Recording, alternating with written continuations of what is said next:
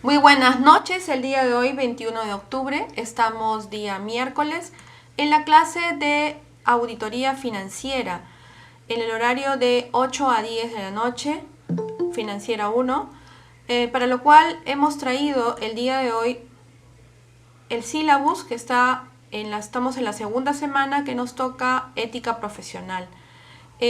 Asimismo comentarles que ya nosotros hemos avanzado en la primera semana sobre todo lo concerniente a los antecedentes de la auditoría. Estos antecedentes de la auditoría están relacionados con los temas preliminares que se tocan para poder llegar al tema finalmente de la ética profesional.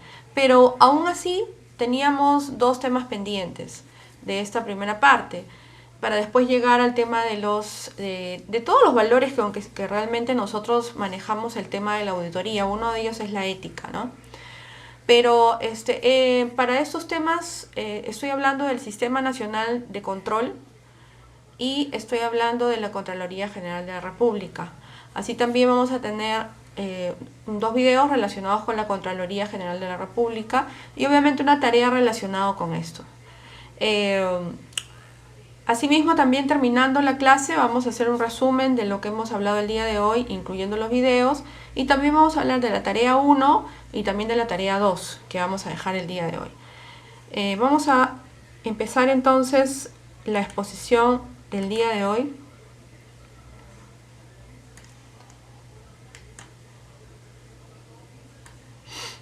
Con el Sistema Nacional de Control. ¿Listo? Muy bien. Entonces estamos nosotros en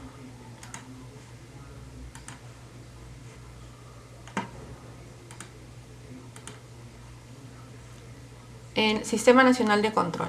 Bueno, dentro de lo que habíamos estado hablando sobre los antecedentes, habíamos indicado de que el Ministerio de Economía y Finanzas, para efectos de administrar bien el sector público, estamos después del sector público, ¿no? Ahí estuvimos, donde hablamos de control previo, control concurrente y control posterior dentro del control interno gubernamental.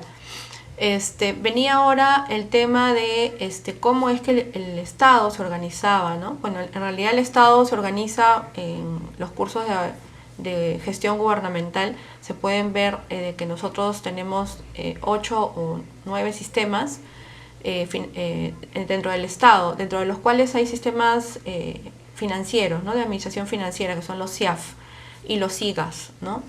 Dentro de estos CIAF teníamos el sistema de tesorería, sistema de contabilidad, sistema de presupuesto, sistema de logística, sistema de recursos humanos, sistema de patrimonio y sistema de inversiones, que son más o menos los sistemas que manejan todo lo que es dinero, ¿no? Financiero.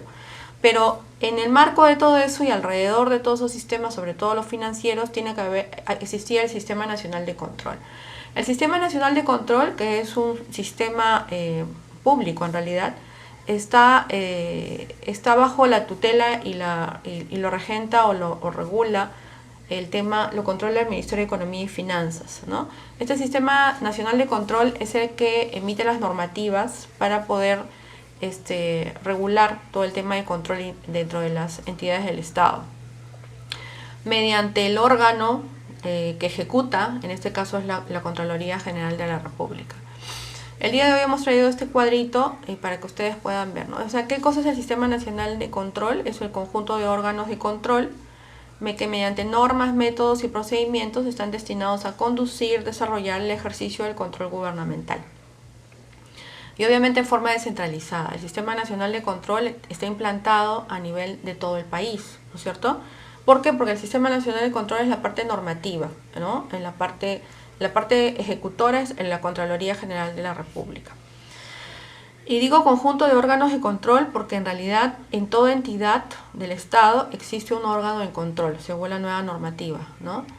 Y ese órgano de control, que es una OSI, se encuentra en cada entidad, es la encargada de realizar ese control o concurrente, ¿no? O preventivo o posterior, ¿no? Ahora vamos a ver también cómo es de que cuando estemos en el tema de la Contraloría, cómo es que actualmente la Contraloría está, mediante las normas establecidas en el Sistema Nacional de Control, está cambiando la visión a futuro sobre el tema de la ejecución del control. Bueno, no sin decirles antes de pasar a los órganos del Sistema Nacional de Control, que definitivamente nosotros a nivel país, a nivel Estado, a nivel órganos institucionales, tenemos que tener en cuenta que no tenemos una cultura de control implantada, ¿no? Gran parte de los problemas que existen en el Estado es porque los sistemas establecidos o implantados en las instituciones no se respetan, ¿no es cierto? Entonces, y no se respetan porque nos falta cultura de control, ¿ya? Como siempre yo digo, contrólame si me quieres, ¿ya? Pero no el hecho, no en el tema amatorio, obviamente eso no, sino en el tema de ejecución del Estado, porque yo ahorita estoy como funcionaria pública y estoy a cargo de recursos públicos, ¿correcto? Y esos recursos públicos, sean financieros, sean humanos, o sean logísticos, o sean de inversión, no son nuestros, ¿no es cierto? Esto simplemente es un encargo que te dan a ti como servidor público, ¿no? Ya sea que estés bajo el decreto legislativo 276, sea que estés bajo el decreto legislativo de CAS, o sea que estés bajo el decreto legislativo de orden, bueno, de orden de servicio, es que te encargan hacer productos, supuestamente, ¿no? Igual eres un funcionario público. Y si estás con el decreto legislativo 276 siendo un cargo de confianza también, ¿no es cierto? Y si estás dentro del decreto legislativo 728 también encaja, siempre y cuando te digan y hay un contrato que estés como funcionaria pública, ¿no es cierto? La ley de funcionario público es bien clara, ¿no? Según las últimas disposiciones de servir, el servidor público es un funcionario que está entregado al servicio público, al bien común, ¿correcto? Y tiene que ejecutar todas las acciones relacionadas con el manejo de los recursos públicos de acuerdo a las normas establecidas. Pero las normas establecidas también está el control, ¿no es cierto? Porque acá tenemos al Sistema Nacional de Control. Más adelante van a ver ustedes cómo es que las mismas entidades no provocan que se realice ese control, pero no porque no quieran, sino porque las instituciones no están preparadas para efectuar este control, ¿no? Por ejemplo, recién como que se está preparando ahora con esta nueva tendencia del control preventivo y concurrente, recién ahora es que las entidades están proyectándose, ¿no? A qué debe existir. Mejor dicho, en otras palabras, ¿qué es lo que pienso y opino como contador o especialista en control? Opinaría que en nuestra sociedad se debe implantar como una política de Estado el control, ¿ya? El control a todas las acciones y a todos los recursos, pero no, como ustedes van a ver ahora en el transcurso y estamos viendo en el transcurso de las exposiciones, que existen las instituciones, ¿no? Ahorita vamos a ver que existe un Sistema Nacional de Control, ¿no es cierto? Y está implantado hace muchos años, ¿no? Bueno, no tantos como la República, pero sí está implantado, ¿no? Y existe la Contraloría General de la República, existen bases legales, ¿no? Existe el sistema de control interno dentro de las instituciones, hay una guía en la cual está implantada desde el 2008 y no todas las instituciones la han implantado, ¿no? Porque les comenté por qué, porque es un procedimiento administrativo que se tiene que instalar desde la implantación de esa resolución, ¿correcto? Entonces, ¿qué es lo que falta? ¿Qué es lo que falta para que podamos entender que esos recursos no son tuyos? Podamos entender los funcionarios públicos que quedan a cargo, que simplemente es un encargo, que estás temporal, que no es tuyo, que no debes tocar esto, ¿no? Te falta una política de Estado en la cual tú digas, uno de estos pilares es el control. Puedes ejecutar tus acciones, pero estas acciones van a estar al costado en un control. Y ese control, pienso yo, opino, que debería ser el control concurrente. No ser solamente por el tema de COVID, no solamente por la pandemia, no. Pienso yo que el control concurrente, así como el control previo, debe de existir en una entidad del Estado permanentemente. O sea, que la norma debe de acoplar. Ahorita se ha acoplado tanto el control previo, que ya habíamos implantado hace unos 7 años, se implantó el control concurrente, bueno, porque el presidente que está a cargo ahorita ha establecido con la Contraloría de que sea así, ¿no es cierto? Pero ¿estaba así? No, ¿no es cierto? No estaba, ¿no? Y ese control concurrente, como les comentaba en la clase pasada, más el control previo, puedes puede ser el inicio de un cambio, ¿no? Pero pienso yo que las autoridades que están a cargo de la emisión de las leyes, en este caso el Congreso, más el Poder Ejecutivo, deben de juntos buscar de que esto quede permanentemente, ¿ya? Y les voy a explicar por qué, y van a ver ustedes por qué ahora en los videos también. Porque ahí está como se dice, el nudo, el cuello de botella, ¿ya? Porque con eso, ¿qué vamos a hacer? Vamos a implantar una cultura de control, ¿ya? Lamentablemente en nuestro país, como muchos países de Latinoamérica, estamos acostumbrados a trabajar con la cultura de la no prevención, con la cultura del no control, de que eso nunca va a pasar, ¿no es cierto?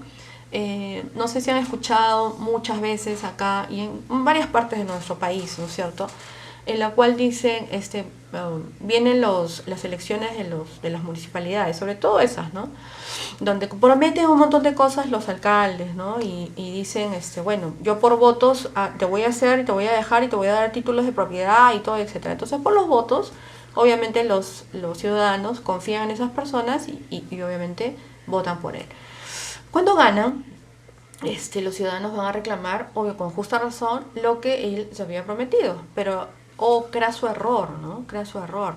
El señor había prometido dar títulos de propiedad en zonas de riesgo. Por ejemplo, acá en el país, Chosica, no sé si han escuchado, es un sitio acá en Lima, camino a la carretera central, donde todos los años el río se derrama. La historia de todos los años, ¿no? ¿Y por qué? Pobre gente, dices, ¿no? Qué barbaridad, se le llevan sus casas, se les llevan, ¿no? Pero ¿qué pasó? Estos funcionarios públicos que ganaron en repetidas oportunidades, y fueron los mismos, ¿no? Creo que repitieron como 2 o 3 veces, felizmente ya no hay reelección ahora en el tema de gobiernos locales, pero fueron elegidos otra vez, ¿no? Y otra vez los volvieron a dar, y dejaron construir en zonas de riesgo, en zonas de laderas de cerros, en desembocaduras de ríos. Ahí construyeron, ¿no es cierto? Y años, 20, 30, ¿no es cierto? Entonces, cuando pasa el río, obviamente se lleva por las casas, porque la naturaleza es así, y ustedes que viven allá lo saben más que yo todavía, ¿no? Entonces, esto es, y porque es que nunca va a pasar. No, es que acá nunca pasa, dicen, ¿no? Acá no, pero el año pasado pasó, pero este año no. No, es que sí pasa, pues, porque la naturaleza es sabia. Ese es su camino de la naturaleza, ¿no? Entonces, ¿ahí qué faltó? Falta de prevención, ¿no? O sea, los políticos que están a cargo o los que lideran esas municipalidades, o sea, autoridades, etcétera, no trabajan con la cultura de la prevención. Así como no trabajan con la cultura de la prevención, no están implantados el tema de la cultura del control, ¿no? Entonces, cuando vienen a hacerles las auditorías a las municipalidades de Chosica, encuentran, ay, pobrecitos, les pasó esto, les pasó aquello. Sí, pues, pero si tú te pones a profundizar en la auditoría, si tú te pones a investigar en la auditoría, en los estados financieros, y te pones a investigar el por qué, te vas a dar cuenta que faltó una cultura de control. Entonces, pienso yo que para efectos de que este sistema nacional de control mejore y funcione, tiene que implantarse como política de Estado una cultura de prevención y una cultura de control. Que todos sepamos a nivel nacional de que cualquier servidor público puede ser auditado y cualquier gestión y cualquier ejecución que hagan con plata nuestra, porque esos son nuestros impuestos, ¿no es cierto? Tu impuesto a la renta quinta y mi impuesto a la renta cuarta, y sobre todo esos dos, van a ir directamente al gobierno central. Así como tu predial, que va a ir al gobierno local, ¿no es cierto? O el impuesto a tu auto, ¿correcto? Y por último, el impuesto general a las ventas. O sea, todos nuestros impuestos van directamente, o si es al gobierno local o es al gobierno central. Indirectamente nosotros le pagamos el sueldo a los servidores públicos con nuestros impuestos, ¿correcto? Entonces ellos son llamados, como dice el título, servidores públicos. El servidor público es aquel que ejecuta los recursos del Estado, pero con una premisa, sobre el bien común, ¿correcto? El bien común es bien claro. El bien común significa que tú tienes que hacer el bien común a la mayoría de la masa, ¿no es cierto? Si tienes un puente que vas a hacer un puente que va a abarcar toda una región y vas a hacer un puente más chiquito que va a abarcar mi distrito, el servidor público tiene que ser ese puente más grande porque ese es el puente que va a haber mayor bien común, así sea mi distrito, así sea la puerta de mi casa, ¿no es cierto? Entonces, mientras no cambiemos esa perspectiva, mientras no cambiemos no instalemos como políticas de Estado esas dos tendencias que debe haber para poder cambiar esta sociedad, para efectos de mejorar, ¿no es cierto? Pienso yo como experta en control que esto no va a cambiar. Ya necesitamos tener otro tipo de visión con el tema. Hay que cambiar, hay que virar, hay que quitarnos esos paradigmas. Ya basta ya, ¿no? Entonces, por eso es que tenemos acá, para efectos de esto, los órganos del Sistema Nacional de Control, ¿no es cierto? El Sistema Nacional de Control tiene 3 órganos. La Contraloría General de la República, ¿no? Que vamos a verla ahora y vamos a estudiarla ahora, y un capítulo aparte. La Contraloría General de la República es el órgano ejecutor, básicamente, de todas las auditorías del Estado. ¿Pero mediante qué? Mediante dos fuerzas. Los órganos de control institucional, que son las OSIs, que están instaladas en cada una de las entidades del Estado, o deberían estar instaladas en todos los órganos del Estado, perdón, todas las entidades del Estado, y las SOAS, que son las sociedades de auditoría. Las OSIs ejecutan o ejecutaban antes solamente intervenciones no preventivas. No preventivas, definitivamente no preventivas. Las realizaban solamente por cuestiones posteriores, ¿ya?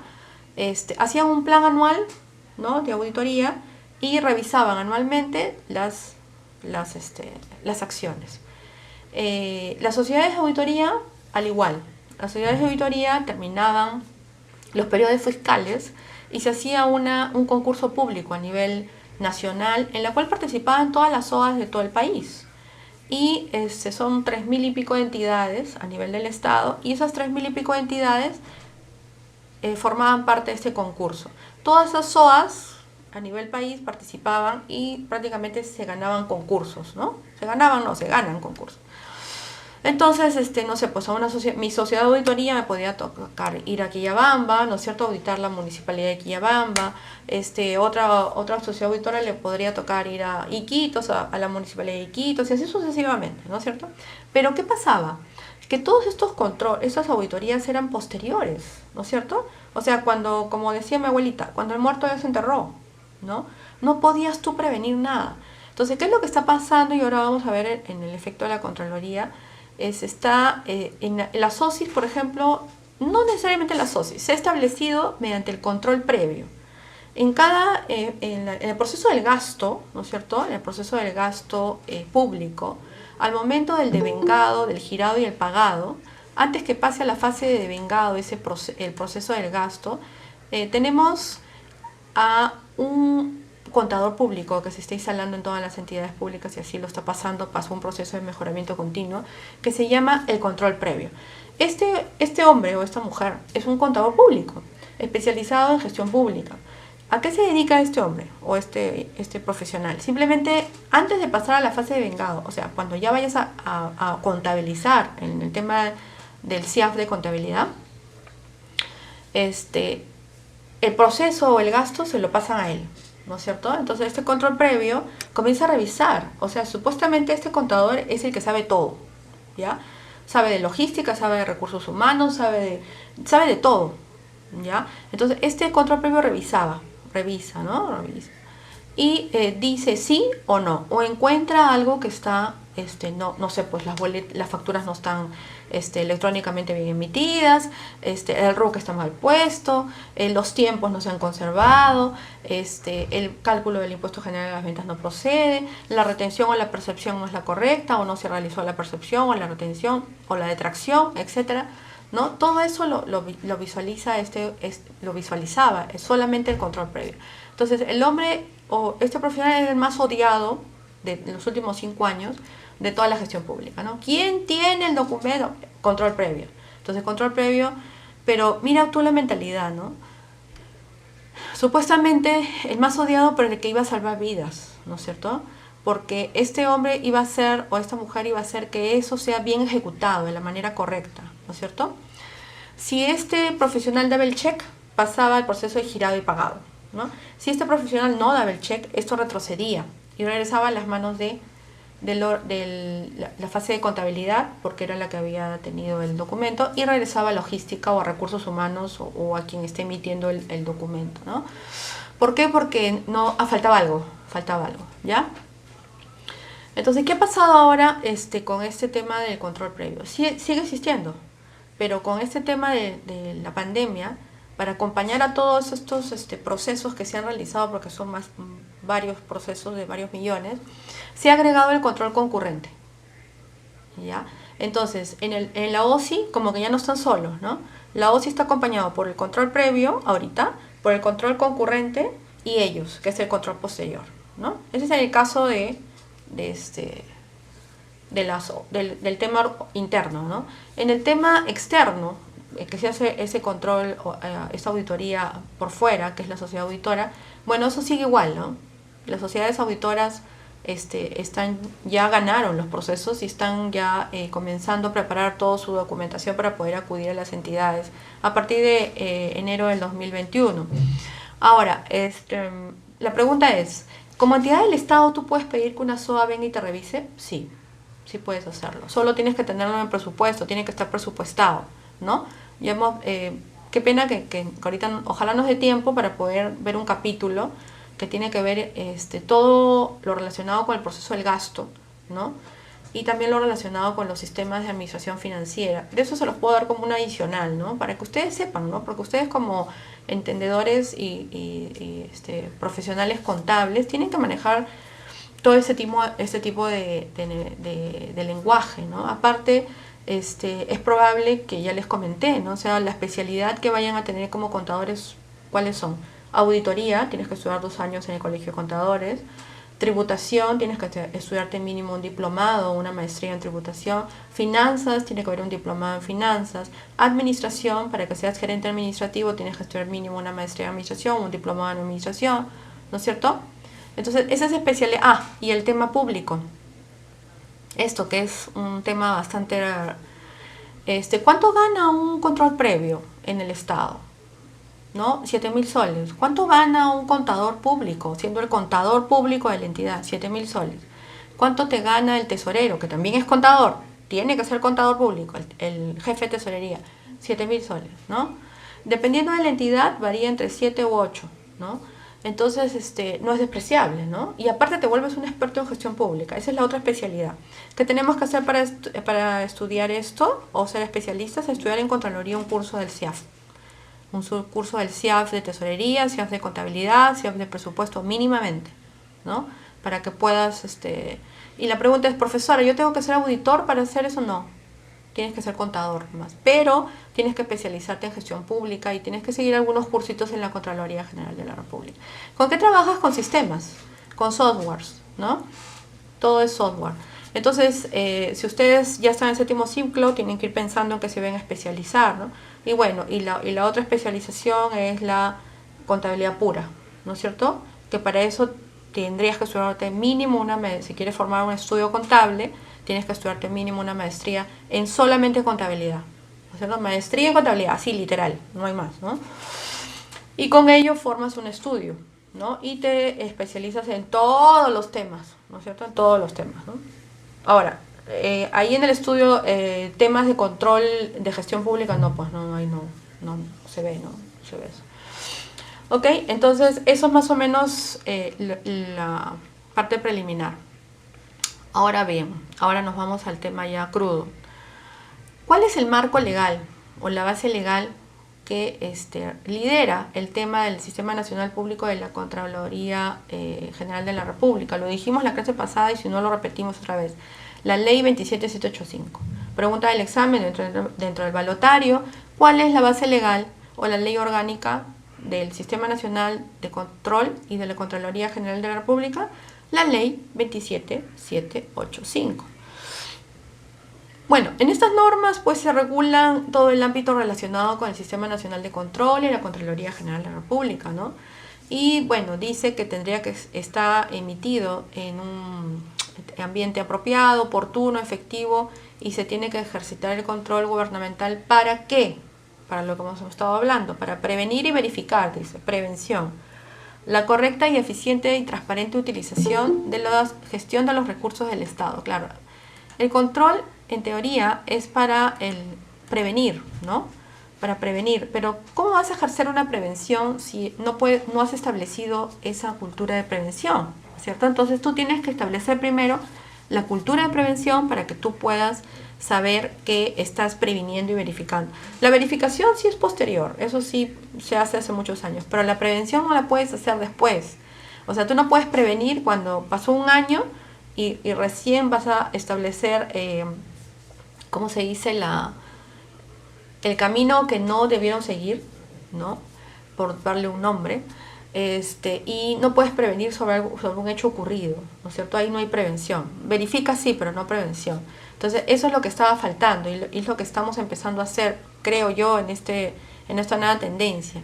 Esperemos que, como repito, las autoridades que regulan el tema de las leyes y el tema del Poder Ejecutivo hablen juntos y finalmente piensen en el país, ¿no? Y implanten como política de Estado la política de prevención y la política de control. El desarrollo honesto y probo de las funciones y actos de las autoridades, funcionarios y servidores públicos. Claro, el desarrollo honesto, dice, ¿no? O sea, están ya poniendo un concepto. El cumplimiento de las metas y resultados obtenidos por las instituciones sujetas a control. Y el mejoramiento de sus actividades y servicios en beneficio de la nación. Claro, esta es la premisa bajo la cual toda la auditoría o toda la ley orgánica del Sistema Nacional de Control y Contraloría emite. Siempre no puede haber ningún tema de presunción si es que los hechos no están comprobados, ¿no es cierto? A ver, en auditoría hay un dicho, ¿no? Si no tienes pruebas, no tienes evidencias, no tienes nada, ¿no es cierto? Tú para poder aseverar, ¿no? Afirmar que tenemos un hecho desvirtuado, un hecho que está no de acuerdo a las normas, ¿no es cierto? Tenemos que tener el sustento, la evidencia física, contable en nuestras manos. O sea, en otras palabras, no es fácil, como sucede acá en nuestro país y a nivel de Latinoamérica sobre todo, que simplemente lances un dicho y eso es así, ¿no? O que alguien te dijo, ¿no? Eso tampoco, ¿no? Tiene que haber evidencias y tiene que ser verificado, ¿no? En auditoría tiene que ser verificado. O sea, si esta orden de servicio dijo A o B o C, tendríamos que verificarlo bajo las normas, bajo la ley de contrataciones, bajo la ley de la Contraloría. O sea, hay que verificar y hay leyes en el Estado que sirven para ello, ¿no es cierto? No se puede acusar si no se tiene una evidencia. ¿Cuál es el ámbito de aplicación de esta ley? El gobierno central y todas las entidades y órganos autónomos que están bajo cualquier denominación forman parte del Poder Ejecutivo, incluyendo las Fuerzas Armadas, la Policía Nacional y sus respectivas instituciones, ¿no es cierto? O sea, todas las entidades del Estado, todas, absolutamente todas, están sujetas a el Sistema Nacional de Control, ¿ya?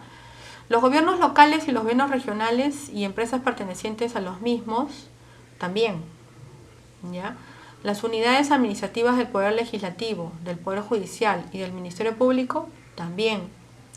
Los organismos autónomos por la Constitución Política del Estado y por la ley e instituciones y personas de derecho público también. Los organismos reguladores de servicios públicos y las entidades a cargo de supervisar el cumplimiento de los compromisos de inversiones provenientes de contratos de privatización.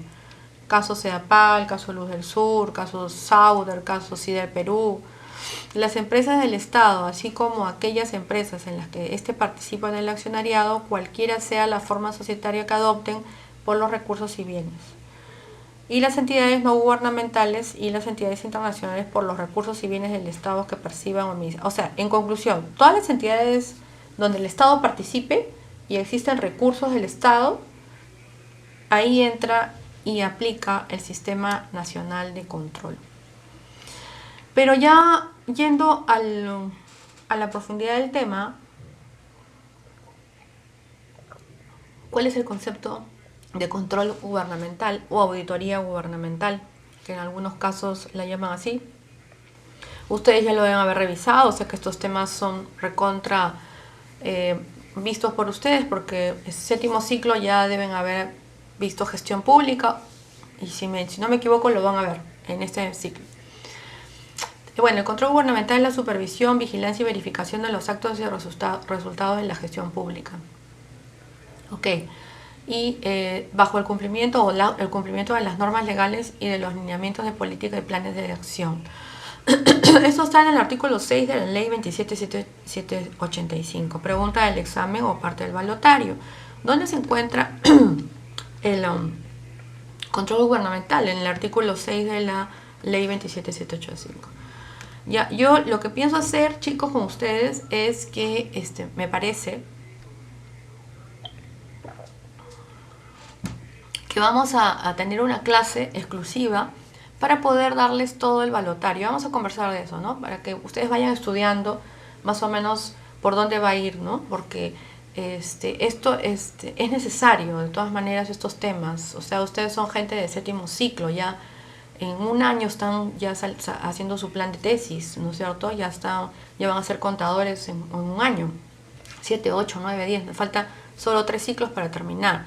Entonces, considero yo que todos los profesionales contables deben manejar estos temas muy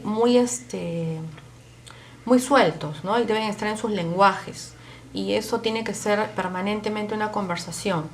Por eso es mi premura en que ustedes puedan aprender, repasar, ¿no? Repasar todos estos temas.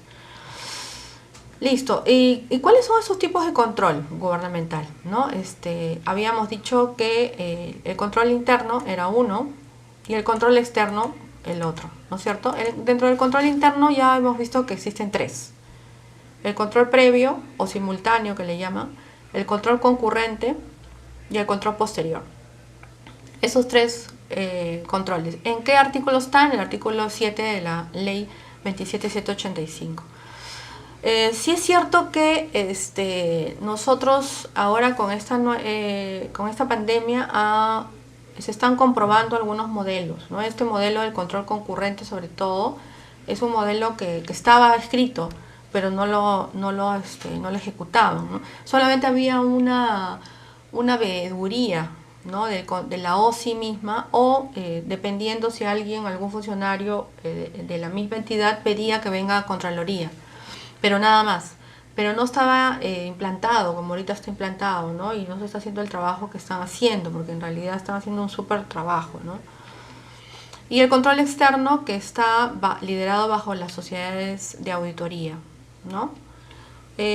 Bueno, acá está, para que lo puedan tener más clarito, ¿no? Pregunta del balotario es, ¿cuántos tipos de control gubernamental hay? Hay 2, control interno y control externo. Dentro del control interno, ¿cuántos tenemos? Tenemos 3, previo, simultáneo y posterior. Profesora, ¿el simultáneo puede ser el concurrente? Es el concurrente, ¿no? Y en el control externo solo es posterior. Listo. Definición del Sistema Nacional de Control. Finalmente, es el Sistema Nacional de Control, es el órgano, a modo de repaso también, de control que está bajo normas y métodos y procedimientos estructurados e integrados funcionalmente destinados a conducir y desarrollar el ejercicio del control gubernamental.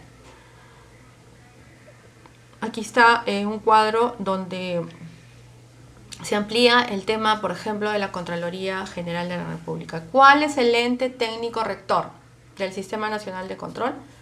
La CGR, la Contraloría General de la República. ¿Cuáles son el ministerio? ¿Dentro del ministerio puede haber una OSI? Sí, ahí está. Ministerios, gobiernos regionales, Fuerzas Armadas, Policía Nacional, municipalidades, empresas, ahí está. Empresas, cuando se refiere a empresas del Estado. Por ejemplo, ustedes han escuchado hablar del mercado mayorista. Aquí en Lima existe el mercado mayorista, que es la empresa municipal del mercado mayorista. EMSA se llama. Esa es una empresa, por ejemplo, del Estado, ¿no? Entonces, esa puede ser auditada. Y por último, las sociedades auditoras, que son designadas por la Contraloría General de la República mediante procesos de contrataciones para efectuar las auditorías financieras anuales, ¿correcto? Listo, aclarado ello, nos pasamos a la estructura organizativa, que lo vimos arriba, pero acá está abreviado. La estructura, normativa. La estructura normativa del Sistema Nacional de Control está constituida por lo siguiente. La Constitución Política del Perú, ¿no? Eso son sus bases. La Ley 27785, las NAGUS, ¿no? Las normas de auditoría, y resoluciones complementarias a que saque el Sistema Nacional. Eso es lo que es su estructura. Acá está. La Constitución Política del Estado, bueno, ya se sabe qué cosa es. La Ley 27785 es la Ley Orgánica del Sistema Nacional de Control y de la Contraloría General de la República, ¿no? Listo. Ahora, vamos a ir hablando sobre cómo se ejecuta una acción de control, ¿no? Tenemos acá un planito, un cuadro sinóptico, en la cual, sí lo ven, ¿no? A ver si alguien me responde por el chat. Cecilia Caparo presente. Ah, ya no. ¿Sí lo ven el cuadro? Perdón. Sí, profesora. Ah, ya, perfecto. Listo. Entonces, aquí es cómo se realiza una acción de... Claro. Ah, perfecto. ¿Cómo se realiza una acción de control? Dice, ¿no? Por ejemplo, el origen de la auditoría está dentro de un plan operativo, ¿no? Puede ser una denuncia o es a solicitud del Congreso. Esta obviamente tiene que estar dentro de una planificación de la auditoría. O sea, tiene que estar dentro de un plan de auditoría, ¿no? Mejor dicho, dentro de un programa de auditoría. Así es como se comienza. Para ello se ejecuta un programa de auditoría, ¿no? Este es el trabajo de campo, y se realiza la comunicación de los hallazgos, informes, o sea, mediante se va revisando la información y finalmente se emite el informe, ¿no? Es un poco así como se realiza la acción de control, pero todo empieza con el plan, con la planificación, pues, ¿no? Lo vimos. El control gubernamental, finalmente el resumen consiste en la supervisión, vigilancia, verificación de los actos y resultados con la finalidad de mejorar la gestión pública a través de la adopción de medidas o acciones preventivas y correctivas. Ya lo hemos visto que el control gubernamental interno, sobre todo, que está bajo el Sistema Nacional de Control, básicamente es el control previo, el control concurrente y el control posterior. Pero ¿qué es la acción de control, ¿no? Una cosa fue el control gubernamental, otra cosa fue el Sistema Nacional de Control, pero ahora ¿qué es la acción de control? Es la herramienta esencial del Sistema Nacional de Control, que lo realiza el personal del Sistema Nacional de Control bajo las normas, procedimientos y principios, que verifica y evalúa las acciones o los actos del resultado de la gestión, ¿no? Y ver si eso ha sido ejecutado, esas acciones han sido ejecutadas bajo de estos recursos en bienes y operaciones normalmente establecidas, ¿no? Acá está. La acción de control es como consecuencia de las acciones, se emiten los informes correspondientes, lo que se formula para el mejoramiento de la gestión. Los resultados se exponen al titular de la entidad. Claro, cuando ya se realizó la acción de control, finalmente la tienes que exponer, ¿no es cierto? ¿Qué cosa es la OSI? El órgano de control institucional. Es el órgano de control institucional, es el mayor órgano de nivel jerárquico que está a nivel de control en la entidad, ¿no? En la entidad del Estado, ¿no? Acá está. Ubicado en el mayor nivel jerárquico de la estructura de la entidad, el cual constituye la unidad especializada responsable de llevar a cabo el control gubernamental en la entidad. O sea, la OSI está en la alta gerencia, si se quiere llamar así, y está para controlar, en teoría, todas las acciones del órgano de la entidad a cargo en este caso, ¿no? Ahí está. El titular de la entidad tiene la obligación de cautelar la adecuada implementación de la OSI y la asignación de recursos suficientes. Claro, o sea, para que exista una OSI en cada entidad del Estado, tiene que haber presupuesto. O sea, no es así tan sencillo, ¿no? Tiene que haber el presupuesto para que pueda existir la OSI, ¿no? Esto no te la da, o sea, tú para que puedas implantar el tema del órgano de control tienes que incluir dentro de tu presupuesto la oficina de control interno. En otras palabras, esa oficina tiene que estar conformada por un auditor, un contador, auditor, ¿no es cierto? Y este auditor tiene que tener un asistente, ¿no? Y este auditor tiene que tener una oficina, computadora, etc. O sea, tú implementas esta oficina de control interno no solamente con 2 personas, ¿no? Sino que también tienes que darle todas las facilidades, las computadoras, tienes que darle espacio, ¿no? Para que esté la oficina de control interno bien implementada. Y eso se hace cuando se hace la programación del presupuesto, ¿ya? Al momento que programan el presupuesto, los órganos en todo caso la administración es la encargada de crear, ¿no? En el presupuesto este órgano de control, como partidas de bienes, servicios, etcétera, ¿no? Y los procesos de ¿cómo se llama? De convocatoria, puedes empezar con, me acuerdo que era un CAS por el momento, para poder convocar a los auditores o al auditor que vaya a ser el ganador, ¿no? Porque tiene que haber un proceso de contratación. Y bueno, finalmente el control interno debe estar establecido para asegurar que el control interno administrativo alcance las metas y el control interno contable verifique la información, ¿no? Para verificar esta información. El administrativo es para alcanzar las metas, pero el interno contable es para verificar la información. O sea, aquí en el interno contable es donde se emiten los estados financieros, finalmente. Y en el interno administrativo es la ejecución de las acciones, donde se emiten las acciones, pero todas estas acciones están reflejadas en el control interno, ¿no? En la parte contable, porque esas órdenes de compra, esos órdenes de servicio, esos pagos de material, todo está registrado mediante los documentos o los comprobantes contables, ¿no es cierto? Y están registrados en la contabilidad de la empresa. Finalmente, el marco normativo solamente del control interno son estos. La Ley 27785, que es la Ley del Sistema Nacional de Control y la Contraloría General de la República. La Ley 28716, que es la Ley de Control Interno de las Entidades del Estado, es una ley macro también. La resolución número 320-2006, normas de control interno de la Contraloría General. Y por último la guía, una guía que yo siempre hablo, que es la guía, la resolución también de la número 458-2008, que es una guía en la cual se establece, te dicen a ti como entidad que establezcas la implementación del sistema de control interno en las entidades del Estado. Hace 4 años, 5 años más o menos, yo estuve en la última entidad, que fue, 4 años, que fue el 2016, en el Poder Judicial, siendo la auditora o la contadora del Poder Judicial, en la cual se podía verificar los desbalances patrimoniales de los 7.000 jueces. Y pregunté sobre el sistema, esa guía, ¿no? Al órgano de control, que era la OSI, y no la tenían establecida. 2 meses después cerraron todo el Poder Judicial por el tema de todo el tema de corrupción que existía. Yo justo ya había salido,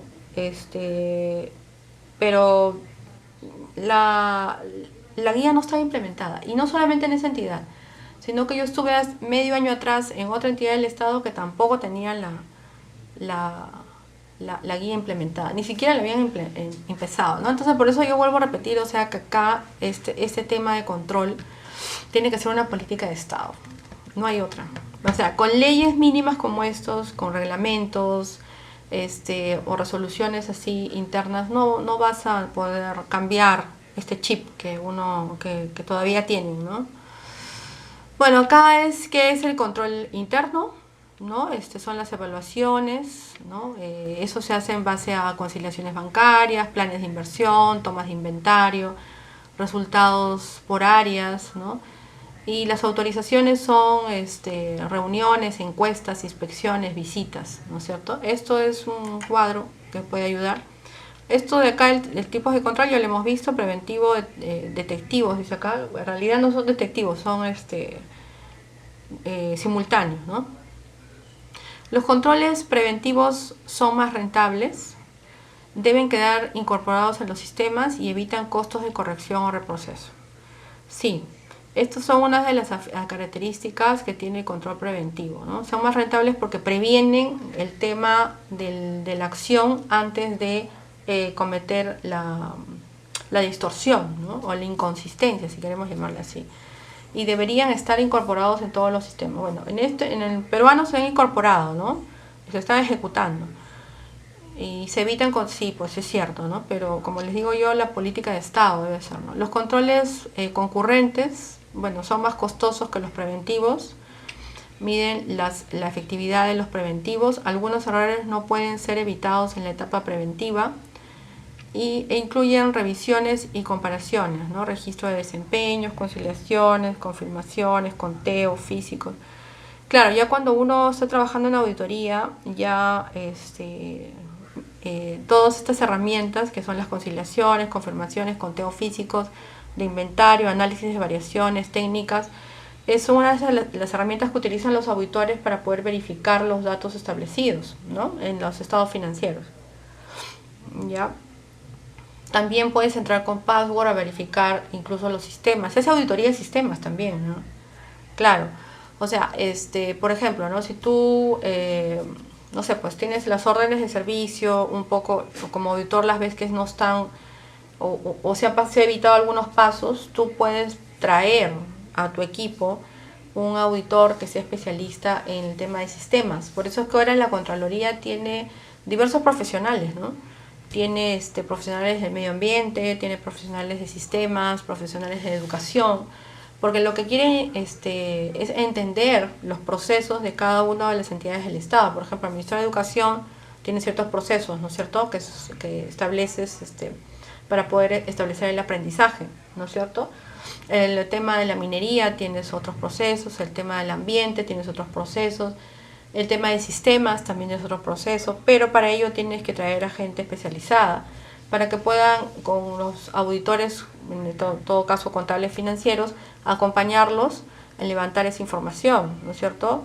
Yo estuve en una entidad del Estado que estaba adscrita a la presidencia del Consejo de Ministros, y recuerdo que yo era la jefa de administración y recuerdo que querían verificar unas órdenes, ¿no? Y entonces, bueno, no me pareció mucha sorpresa, pero para mi jefe, que fue el secretario general, sí, porque me preguntó, ¿pero qué tiene que ver el software, ¿no? Con la ejecución de la orden? Bueno, tiene mucho que ver, ¿no es cierto? Claro. ¿Por qué? Porque si ya viene el levantamiento del sistema, tú puedes ver, a ver, por ejemplo, ¿no? Imaginemos que la orden de servicio tenga que ver con la elaboración de una página web, ¿ya? Entonces, estos productos tenían 4 o 5 órdenes, tenían que ser entregados en su momento, ¿no es cierto? Para poder ver la existencia de esta orden de servicio, ¿no es cierto?, y la existencia del producto, tenía que estar un avance secuencial de esta elaboración de la página web, ¿no es cierto?, en el sistema. O sea, en otras palabras, esa página web tenía que estar desarrollada secuencialmente, no podía de la noche a la mañana desarrollarse y chao, ¿no? Así como todo lo relacionado con sistemas, ¿no? Entonces, ellos levantan la información y verifican que para ello hay que darle los passwords para que puedan entrar, y finalmente verifican que estaba bien, ¿no? Que ahí estaba el trabajo, que fue una cuestión secuencial. Ahora, puede haber una falla administrativa porque la ley de contrataciones del año 2013 y 2014 no estaba claro cuando tú contratabas por órdenes de servicio a personajes por más de 3.000 soles, ¿ya? Y podías tú contratarlo por 3.000 soles, ¿ya? Y hacer un trabajo. Por ejemplo, yo estuve en esa institución y era una institución que tenía que estar aliada con el tema de la prevención del desastre. Y era una institución nueva, que estaban tratando de hablar sobre prevención de riesgos, de desastres. Y entonces esta entidad estaba adscrita a la presidencia del Consejo de Ministros. ¿Y qué pasaba? Que en la ley de contrataciones había un vacío legal, ¿no es cierto? No te decía bien claro si estas órdenes de servicio para hacer trabajos puntuales podían ser contratados por una convocatoria o una orden de servicio. Había un vacío. Entonces, ¿qué se hizo? La entidad hizo una resolución interna, una guía interna, en la cual para poder cubrirse, que fue la resolución 001, la única que hizo, para poder cubrirse y contrató a diferentes profesionales porque teníamos que empezar a trabajar, ¿no? Teníamos que hacer una página web, teníamos que hacer, no sé, pues, iniciar un proceso de mejoramiento continuo. Por ejemplo, no había ingeniero de sistemas, no había control previo, no había contador. Cuando yo llegué ahí, el contador era control previo, contador y también el tesorero, ¿no? O sea, un solo contador era las tres cosas. Y eso no, pues, no. Entonces, inicié un proceso de mejoramiento continuo donde se hizo una nueva estructura organizacional, ¿no es cierto? ¿No es cierto? Entonces, cuando se hace la nueva estructura organizacional, se plantean los nuevos perfiles. Y al plantearse los nuevos perfiles, se busca al personal adecuado para que encaje en ese perfil, ¿no es cierto? Entonces, con ese proceso de mejoramiento se llevó a cabo un inicio de una etapa en esta entidad, la cual cuando vino Contraloría, al principio pudo ver probablemente que estaba como un hueco ahí porque hubo profesionales que se contrataron con órdenes de servicio, pero justo cuando yo llego a ser jefa de administración, hago la convocatoria y todo el proceso de la nueva estructura organizacional, incluso incluyendo un nuevo organigrama, ¿no es cierto? Entonces, eso es lo que pasó en esa entidad, por ejemplo, ¿no? O sea, el costo fue mayor porque para mí eso fue un control concurrente, para mí, ¿no? ¿Por qué? Porque fue mayor el costo, fue mayor el esfuerzo. ¿Qué hubiera pasado si hubiéramos llegado antes, ¿no? Hubiéramos hecho un control preventivo, o sea, si a mí me hubieran contratado como especialista financiera, administrativa, antes de formar la entidad, yo hubiera previsto, ¿no? esa nueva estructura, lo hubiera planteado, una nueva estructura organizacional para la entidad desde saque, como se dice, ¿no? Desde el inicio. Pero como la entidad funcionó así, estuvo casi un año con esta política, no se incluyó en más gasto mediante el control concurrente, ¿no? Entonces, por ahí se comprueba de que el control concurrente es más costoso que el preventivo, ¿no es cierto? Entonces, sí podríamos hablar de que se podría prevenir antes de poder entrar al control concurrente. Bueno, sigamos. Bueno, los controles correctivos ya es finalmente cuando encontraste la desviación, pues, ¿no? Haces la auditoría, encuentras la desviación o la inconsistencia, ¿no es cierto? Y tienes que dar la medida correctiva, no te queda otra, ¿no? Entonces, esta medida correctiva se da posterior, ¿no es cierto? Después que las observaciones pasan finalmente al informe y en las conclusiones se dan las medidas correctivas en el informe, ¿no es cierto? Entonces, ya, o sea, las medidas correctivas estuvieron hechas, ya, chau, o sea, ya. Lo único positivo, pienso yo, de esto es de que hay un informe en donde están las inconsistencias y estas inconsistencias pueden ser sujetas a que los directivos se enteren de que tienes que dar las medidas correctivas para que no lo sigas cometiendo, ¿no es cierto? Eso es lo positivo, ¿no? Pero ya estamos, cuando terminan las auditorías es el tercer mes del siguiente periodo fiscal, o sea que hay 3 meses que ya corriste, ¿no? Claro, el control posterior siempre es un control, una auditoría financiera tardío, ¿no?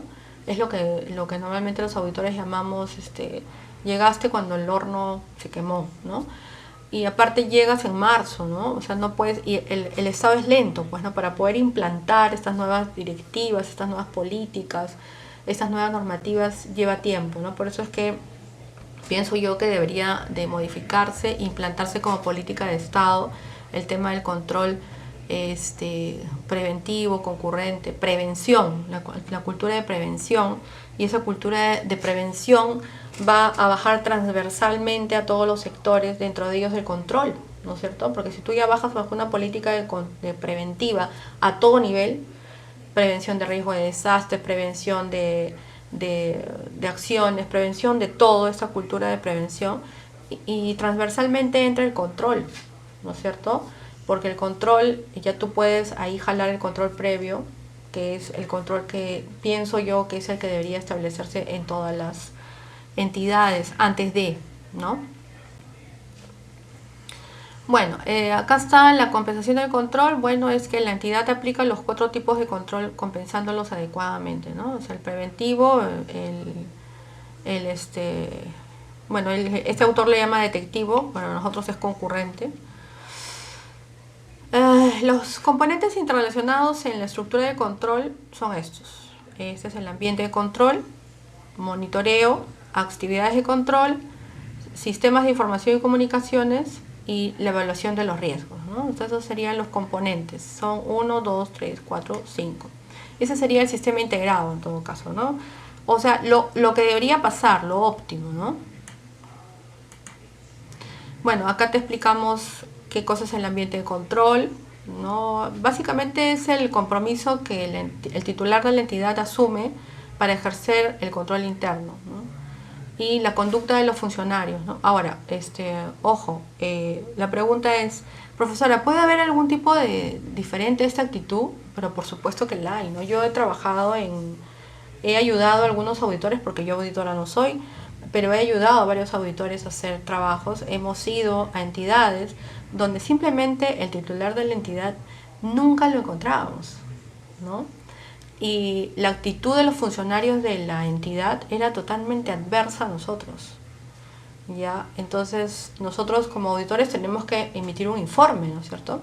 Yo colaboré como contador con esa SOA, ¿no? Y esta SOA, bueno, tuvo que emitir un informe totalmente adverso a la entidad. No pudimos culminar la auditoría, bueno, y una serie de cosas, ¿no? Que no había un ambiente de control, como yo lo llamo, ¿no? Bueno, y acá están los componentes ya más resumidos. Para poder establecerse un sistema de control interno debe haber un ambiente de control, que es lo primero, la evaluación de riesgos, unas actividades de control gerencial o de alta gerencia, los sistemas de información y comunicación deben estar establecidos y la supervisión. Esta supervisión tiene que estar bajo tres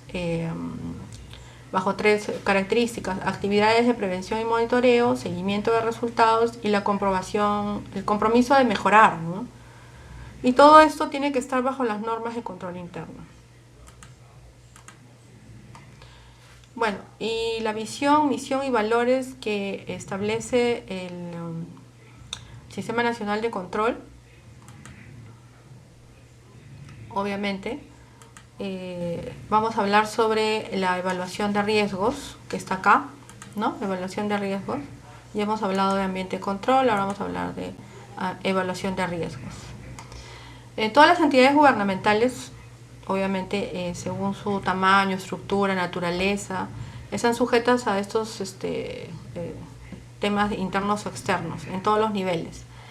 Y quizás afecta a su cumplimiento de sus objetivos, ¿no? Pero estos riesgos deben ser administrados atendiendo la existencia de medio interno y el externo cambiante, ¿no? O sea, todos estamos sujetos a riesgos, sí. La norma general para la evaluación de riesgos son por cuatro pautas, ¿no? El planeamiento de la administración de riesgos, identificación de los riesgos, la valoración de los riesgos y respuesta al riesgo. El riesgo puede ser positivo o negativo. Si es positivo, se convierte en una fortaleza y una oportunidad. Pero si es negativo, se convierte en una amenaza o una debilidad, ¿no? En el análisis del FODA, cuando se realiza el planeamiento estratégico institucional, normalmente esta evaluación de riesgo es la que se realiza al inicio. ¿Y qué es un riesgo? Es la posibilidad de que un evento desfavorable pueda afectar negativamente la habilidad de la organización para el logro de sus objetivos, ¿no? Así es. Bueno, esto es para que lo lean, porque en realidad en auditoría profundizar en riesgos, pero igual, ¿qué es un riesgo? Implica, porque como ven acá es un componente de la auditoría financiera, ¿no? De la auditoría interna. Aquí está, evaluación de riesgos. Ya. Los tipos de riesgos son 3: inherente, riesgo de control y riesgo de detección. Bueno, acá vienen los conceptos de los riesgos, qué tipo de riesgos existen. El riesgo de control, que es el que acá hay un ejemplo, ¿no? La empresa no ha implementado el sistema de costos estándar para medir la eficacia en el uso de la materia prima y mano de obra. O sea, definitivamente si si no estás implementando tú un tema de verificación y de control, obviamente vas a tener un riesgo alto en no solamente el cumplimiento de tus metas, sino también en tus resultados, ¿no? Hay una evaluación de riesgo, también se mide elementos del riesgo. Listo. Muy bien. Entonces, estas son algunas pautas de la evaluación de riesgo. Ahora pasamos a las actividades de control, ¿no? Que se utilizan a ver, acá está en el control interno. Todo viene de aquí, ¿no? Ahí está. ¿Ya? Ese es el cuadro que estamos explicando para que lo puedan entender. Estamos acá, en elementos de evaluación de riesgo, que ya hemos visto, ¿no? O sea, todo lo que es evaluación de riesgo, muy puntualmente qué tipos de riesgo, etcétera, pero dos cosas nada más, ¿no? Las actividades de control, bueno, son todas las actividades o acciones que se realizan para la verificación, verificar la forma correcta de que se han realizado las cosas o se han ejecutado las acciones dentro de una entidad, ¿no es cierto? Ahí dice, bueno, acciones de la gerencia y otro personal para cumplir diariamente funciones asignadas. Forma correcta de hacer las cosas, ¿no? Dictado de políticas y procedimientos, evaluación de su cumplimiento para asegurar el logro de objetivos. O sea, hay actividades de control que se pueden realizar y esas son, ¿no? Los elementos de las actividades de control gerencial. Hay revisiones de desempeño, controles sobre protección y conservación de activos, división de funciones y responsabilidades, procesamiento de información computarizada, ¿no? ¿Qué pasa? Que a nivel de control gerencial también tienes que revisar, ¿ya? O sea, no solamente es en la ejecución de los sistemas financieros, ¿no? Que estamos hablando de, recursos logísticos, recursos humanos, recursos patrimoniales, recursos de inversión, ¿no? O sea, no solamente son esos recursos de la entidad del Estado.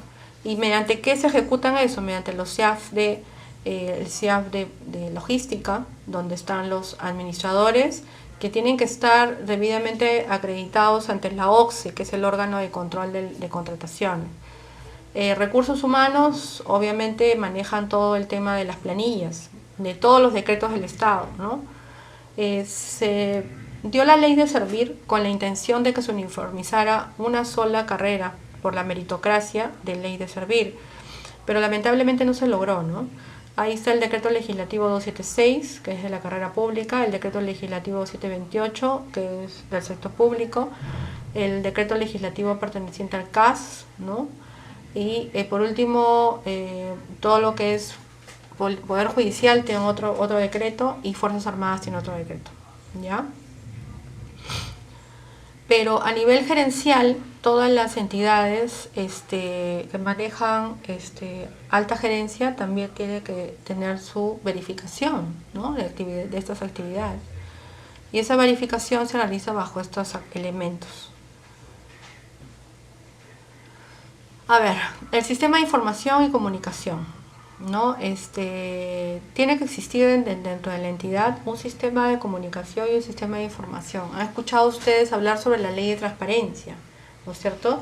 Esta ley de transparencia permite que nuestra información sea brindada de cada entidad a cualquier ciudadano, ¿no? Porque es una ley.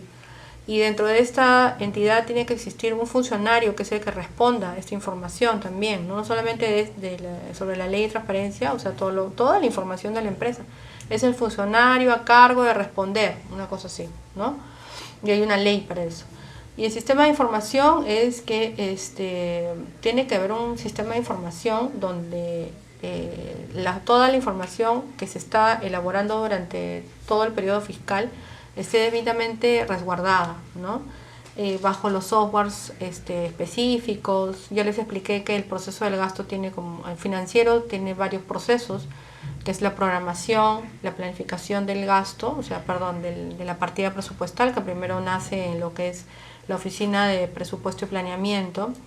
Después pasa al tema de vengado, el girado y el pagado, ¿no? Entonces, pero esa programación tiene que ser hecha prácticamente un año antes, ¿no? Desde abril del año anterior, del periodo fiscal anterior, es que se está ya programando esa partida, ¿no? Y entonces toda esa información tiene que estar resguardada, ¿no?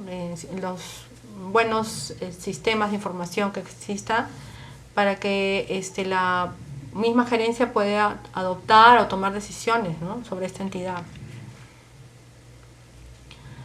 Las actividades de monitoreo, que también son otra de las actividades de control que se realizan, es una actividad de control interno, ¿no? Monitoreo es ir chequeando que se vayan cumpliendo las acciones de acuerdo a las metas establecidas. Formas de monitoreo es actividades diarias, bueno, se puede llamar al personal separado, etcétera, o combinar ambas modalidades, ¿no? ¿Hay limitaciones para la efectividad del control interno? Bueno, sí, pues, ¿no? Existen las limitaciones siempre, ¿no? Mientras no se establezca como política de Estado, yo pienso que esas limitaciones van a seguir siempre. Pues ninguna estructura de control interno te garantiza que vayas a ejercer bien el tema del control, ¿no? Es imposible prevenir no solamente el fraude, sino cualquier acto ilícito, ¿no? Lamentablemente el tema del control interno depende mucho del factor humano, ¿ya? Por eso es que pienso como contable que se debería establecer las autoridades que están a cargo de las leyes y el poder ejecutivo juntos deberían hacer eso una política de Estado. O sea, no solamente la cultura de prevención, sino la cultura de control, ya, para que así de alguna u otra manera ya las nuevas generaciones hagan cosas diferentes, ¿no? O sea, ya realmente trabajen como se debe trabajar. Lo que se puede lograr en un control interno puede ayudar, ¿no? Puede ayudar bastante, mucho, a lograr objetivos y metas, a generar información confiable, ¿no? O sea, información realmente confiable, o sea, verídica. Y al cumplimiento de las normas, no solamente internas, sino también externas. Lo que no se puede lograr con el control interno. Por más efectivo y bien diseñado que esté el sistema de control interno, no puede. Eso definitivo no puede, ¿no? Por eso digo yo que esto tiene que ser una política de Estado y que tiene que estar establecido de todos los niveles, ¿no? Desde el nivel más alto hasta el nivel más bajo, ¿ya? Y tiene que haber una política de Estado a nivel país, ¿no? Donde, como les puse el ejemplo de Chosica, eso, por ejemplo, es una política de prevención. O sea, los políticos que vayan respetables, que vayan a participar en las contiendas electorales, no solamente de gobierno central, sino de gobierno local, tienen que ser más conscientes de que el mundo está cambiando, ¿no? Y la naturaleza siempre le va a cobrar, a pasar la factura, ¿no? Entonces, no podemos seguir bajo ese contexto parametrado y con esos paradigmas de que vamos a ganar un puesto y vamos a tener fondos o recursos que no son míos, ¿no es cierto?, que no son míos, son de la población, en todo caso, que ellos han pagado los impuestos y porque mi sueldo lo pagan ellos, o sea, ustedes, los votantes, ¿no es cierto? Mientras no existe este concepto y todos mis funcionarios, ¿no es cierto?, son servidores públicos. Y estos servidores públicos, al igual que yo, que también soy servidor público, ¿no es cierto?, son mis sueldos pagados por mi población. Y yo tengo que hacer el bien común para esta población, pero el bien común, no el mal común, ¿no es cierto? No decirles, construye aquí y sin embargo se derrumba el cerro y te quita todas tus propiedades, ¿no? Y encima te doy título de propiedad, ¿no? Y te digo, ok, está bien, solo porque votaste por mí. Eso debe cambiar. Esos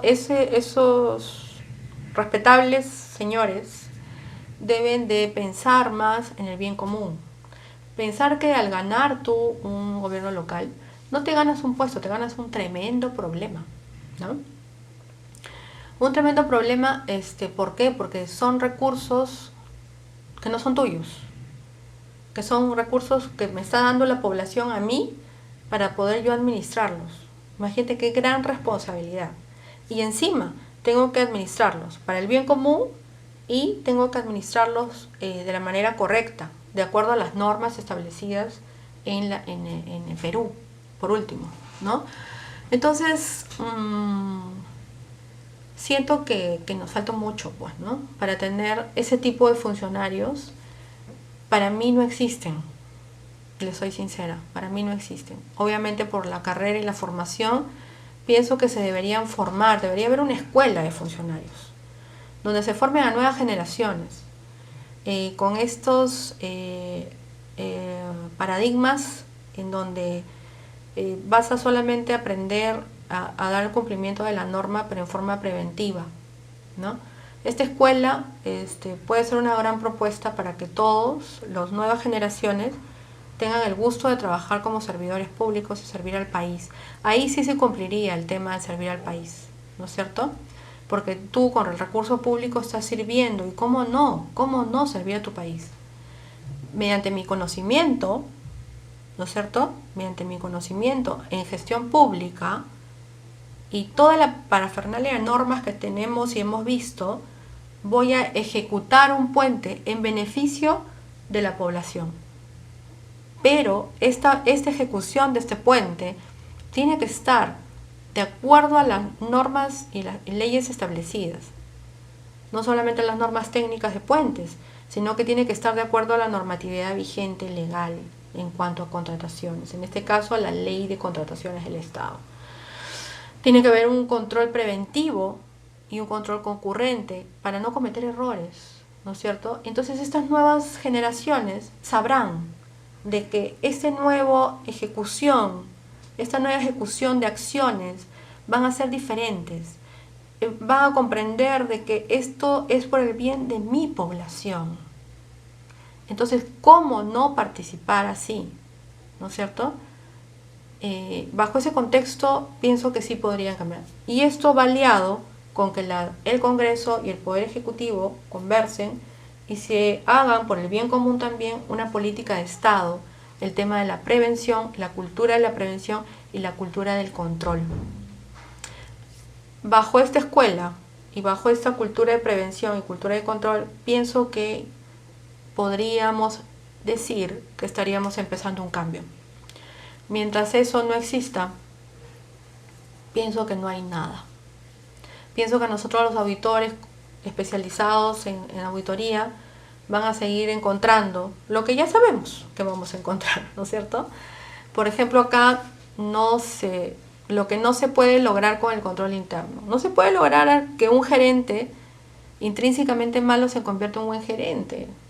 Eso no lo vamos a lograr nunca, porque este funcionario público, o gerente, o tomador de decisión, está totalmente estigmatizado, ¿no es cierto? En su cabeza existen muchas cosas que no son de ayuda para el bien común, ¿no? Y no solamente el sector público, sino también el sector privado. En el sector privado también existe este tema de la corrupción, ¿no es cierto? Lo que no se puede lograr con el control interno, por más efectivo y bien diseñado que este sea, no se puede asegurar el éxito ni siquiera la supervivencia de la entidad. Claro, pues, o sea, el control interno, si esa entidad no colabora para que pueda existir esta supervivencia de esta entidad, y todos los funcionarios simplemente se dedican a hacer lo que ya nosotros sabemos, pues es probable que pueda desaparecer esa entidad, ¿no? Y tampoco se puede lograr que solo pueda ayudar a lograr un grado de seguridad razonable, no absoluta. La colusión permite evadir los controles. La colusión, la famosa colusión. ¿Saben qué es colusión? Ya, colusión es de que, yo soy una secretaria general de una entidad y arriba mío hay un ministro o un viceministro. Entonces, este viceministro, bueno, ¿qué es lo que pasa en la actualidad y es lo que no se puede evadir el tema de control? Te manda a ti ¿no? Que consigas, ¿no? Que contrates a una persona, lo que usualmente pasaba en el sector público. Pero como el secretario general no tiene poder administrativo, ojo, el que tiene poder administrativo, ¿quién es? El que le sigue. ¿Quién es? Abajo del secretario general existe el jefe de administración y el jefe de OPP, que es el jefe de planeamiento y presupuesto. El jefe de administración tiene a su cargo todo el tema de administrativo, contabilidad, tesorería, inversiones, todo, ¿ya? Entonces, este jefe de administración sí puede ejercer eso. Ahora, ¿cuándo se da la colusión? La colusión se da en cuanto a una persona que va a ser contratada, ¿no? Se conversa con el mandatario, o sea, el viceministro o el ministro, y se encuentra y existe evidencias físicas, llámese videos, llámese conversaciones, ¿no? En que existe la colusión. O sea, en esa conversación tiene que decir: yo te voy a contratar para tal efecto y vas a entrar a la orden de servicio tal, y esa es colusión. Y si después se ve que realmente esa conversación calza con esto, es colusión. La colusión puede ser primaria o grave, ¿no es cierto? O sea, una grave que es que sí, pues hubo colusión, ¿no? O sea, alguien se coludió para contratar a esta persona. Pero si no tienes las pruebas, o sea, un video en el cual se vea de que estas dos personas están hablando y o sea, este ministro con esta ejecutora, con este dueño de la orden de servicio, ¿ya? No con cualquiera, sino que el ministro que dio el mandato, colusión, y de ahí va bajando, ¿no? Ahí sí todos estarían involucrados, el secretario general, el jefe de administración, tesorería y todos. Pero tiene que existir esta evidencia. Aparte, tiene que haber comunicaciones, en la cual esas comunicaciones digan: sí, yo necesito a tal persona y necesito que te contrates a tal persona. Así, con nombre y apellido. O alguna grabación en la cual se vea el nombre y apellido. Ustedes me podrían preguntar, con los últimos sucesos que hemos visto, ¿usted, profesora como especialista, ve colusión?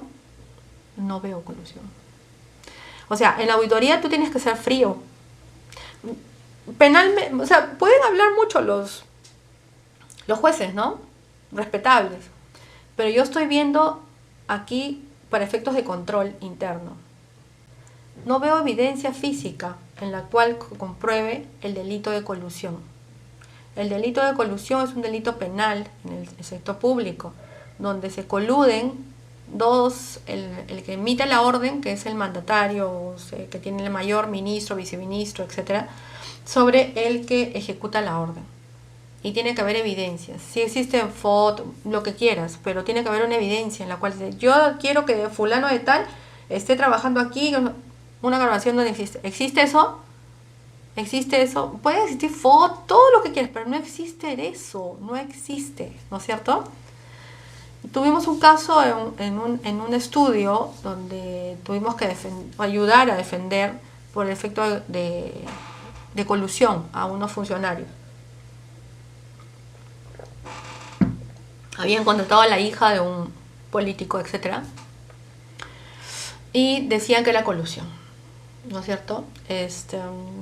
Un X político lo odiaba a esta otra persona, que su hija había estado ahí, y decía: hay colusión. Pero la pregunta del juez, que ahorita está en juicio, dice: ¿y las evidencias de la colusión? Porque si tú dices que hay colusión, tienes que comprobarla, tienes que demostrarla. En la auditoría siempre es la evidencia física. No, que sí, que subió, que bajó, que tuvo la orden. Y peor aún, esa acción, esa misma acción fue sancionada administrativamente por la Contraloría General de la República, por la vía administrativa. La misma acción, ¿no es cierto? Entonces, es difícil comprobar la colusión. Es difícil comprobar la colusión, pero tiene que tener las evidencias. Las evidencias físicas son donde este emisor de la orden, que siempre tiene que ser el subalterno, que es el ejecutor, y el que manda, el que emite la orden, es superior a él, tiene que haber evidencias de esa colusión, donde se ve, yo te ordeno que sí, por favor, tú vas a trabajar, vamos a hacer esto. Eso tiene que decir, y no lo hay. No solamente puede ser oral, como una grabación, o puede ser escrita, pero no existe en ningún lado el delito de colusión. Por eso es que hay que tener siempre las noticias, como digo en auditoría, siempre hay que tener las evidencias físicas, ¿no? Listo.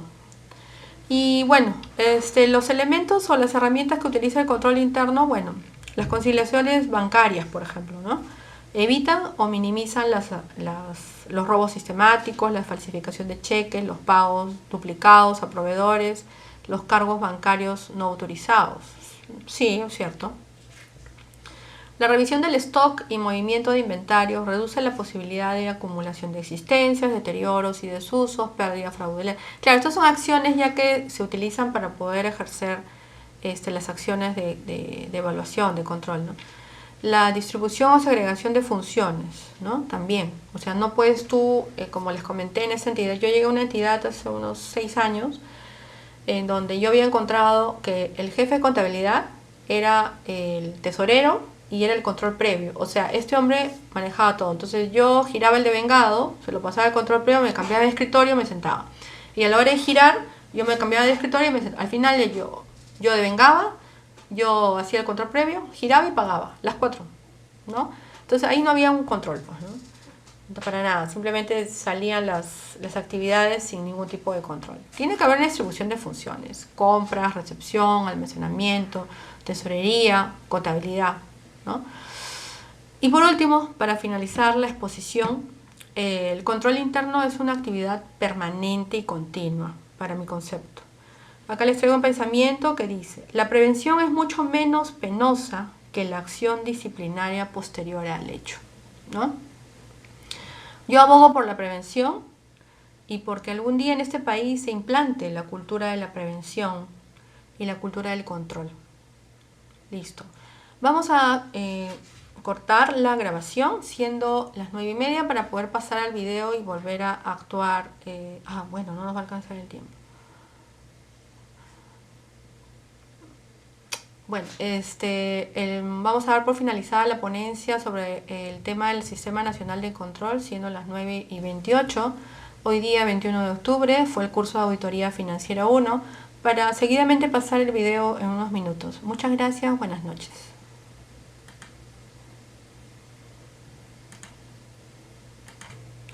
Ok, buenas noches. Vamos a tener entonces el video sobre el Sistema Nacional de Control, habiendo culminado el día de hoy, 21 de octubre, la exposición o la ponencia relacionada sobre ese tema. El video tiene que ver con el Sistema Nacional de Control. ¿Qué es el Sistema Nacional de Control en el Perú? Un minuto, por favor. ¿Es el Sistema Nacional de Control? El Sistema Nacional de Control es el conjunto de órganos de control, normas y procedimientos estructurados e integrados funcionalmente, destinados a conducir y desarrollar el ejercicio de control gubernamental en forma descentralizada. Comprende las actividades y acciones en los campos administrativos, presupuestal, operativo y financiero de las entidades del Estado y alcanzan al personal que presta servicio en ellas, independientemente del régimen que las regula. El Sistema Nacional de Control está conformado por los siguientes órganos de control: la Contraloría General como ente técnico rector del sistema, todos los órganos de control institucional que están encargados de realizar los servicios de control simultáneo y posterior, así como los servicios relacionados conforme al Plan Anual de Control y a las disposiciones aprobadas por la Contraloría General. Las sociedades de auditoría externa independientes, cuando son designadas por la Contraloría General y contratadas durante un periodo determinado para realizar en las entidades servicios de auditoría económica, financiera, de sistemas informáticos, de medio ambiente y otros. La Contraloría General de la República es el máximo órgano de control fiscal del Estado. Como tal, tiene la misión de procurar el buen uso de los recursos y bienes públicos y contribuir a la modernización del Estado mediante acciones de mejoramiento continuo en las distintas entidades públicas.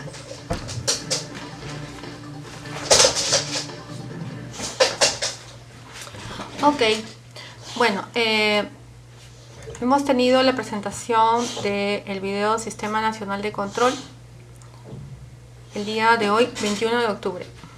Muchas gracias.